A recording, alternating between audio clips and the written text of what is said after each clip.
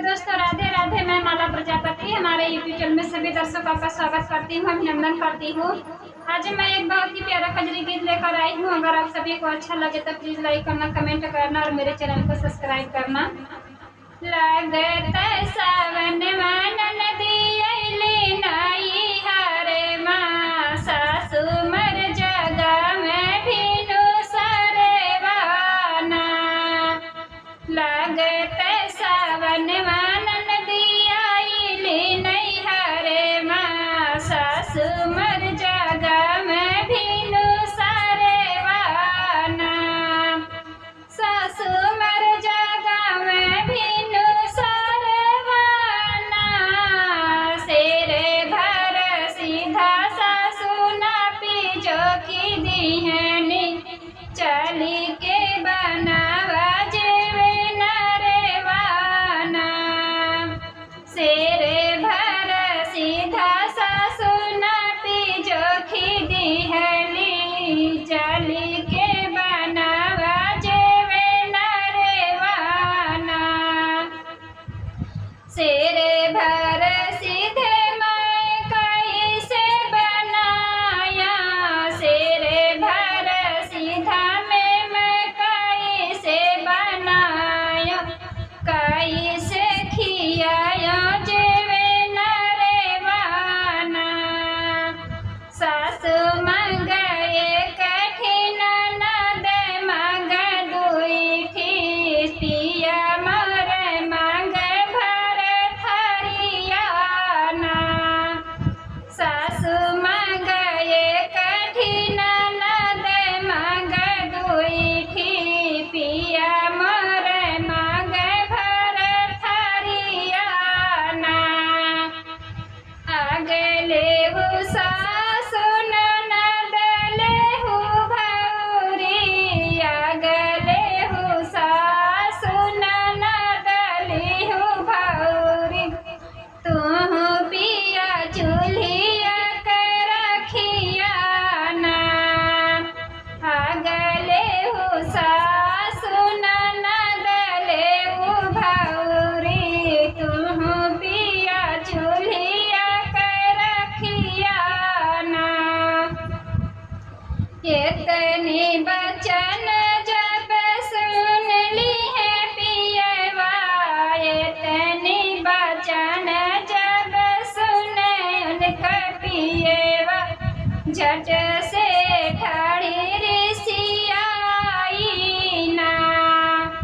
अब हम चली धनपुर बिगोहनवा, तुहु सोयु सुख बनी दियाना। हम धन जत बाटी पुर बिगोहनवा, तुहु सोयु अब सुख निदिया।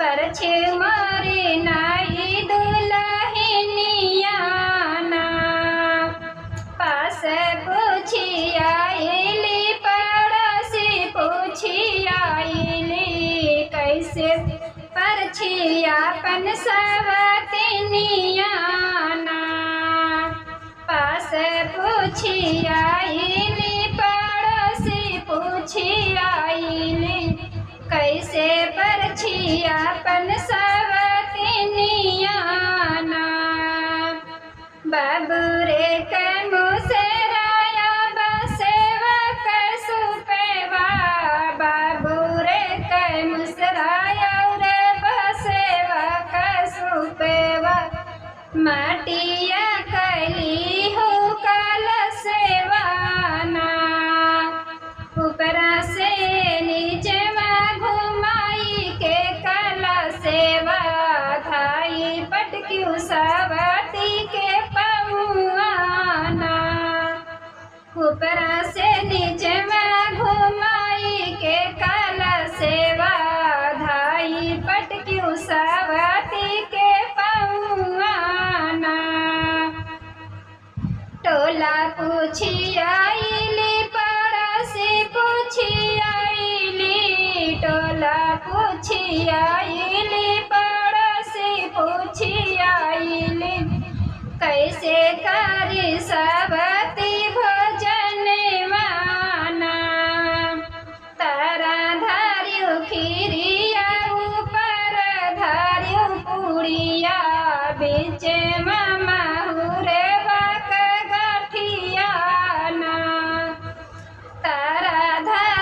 खीरिया ऊपर धारियो पूड़िया बीचे मामा हुरे गठिया ना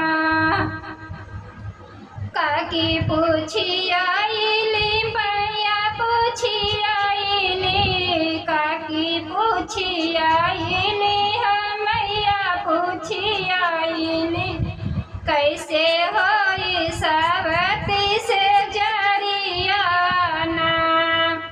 तारा धारियो बसेवा ऊपर धारियो काटेवा बीचे मसवाती कैसे जारिया ना तारा धारियो बसेवा ऊपर धारियो काटेवा बीचे मसवाती कैसे जारिया ना बाहर से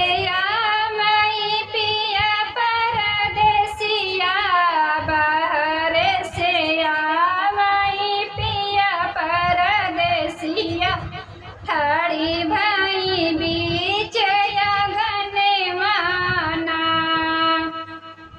बखरी के कोने कोने ढूंढले सवती का कहाँ गइलू हमारी रानी माना बखरी के यारी यारी ढूंढले सवती का कहाँ गइली हमारी खोजत खोजत पहुँचया पानी से जरिया खोजत खोजत पहुँचया पानी से जरिया काहे नहीं बोलियो हमारी धनिया ना गोड़े वाजे टो में उनके मोड़े वाजे टो में धनिया तो गईनी गोड़े वाजे टो में उनके मुड़े वाजे टो में धनिया तो गईनी सूरे धमे माना पास पूछी आइली पड़ोसी पूछी आइली पास पूछी आइली पड़ोसी पूछी आइली कैसे